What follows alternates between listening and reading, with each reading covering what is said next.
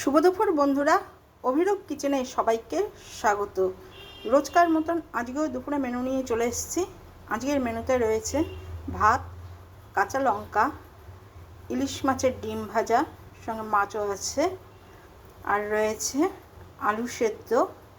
আলু সেদ্ধটা মেখেছি ইলিশ মাছের তেল দিয়ে, কাঁচা লঙ্কা দিয়ে, নুন দিয়ে মেখেছি, খুব সুন্দর লাগছে খেতে। আর রয়েছে ডাল, এখানে রয়েছে ইলিশ মাছের ডিমও আছে, এর মধ্যে তেলও আছে, আর রয়েছে ইলিশ মাছের ঝোল কালো জিরে দিয়ে, কাঁচা লঙ্কা দিয়ে, নুন হলুদ দিয়ে, এর মধ্যে কোনো মশলা নেই, কিন্তু খেতে টেস্ট হয়েছে। আজকে মেনুটি যদি ভালো লাগে পারলে অবশ্যই লাইক শেয়ার কমেন্টস করে দেবেন।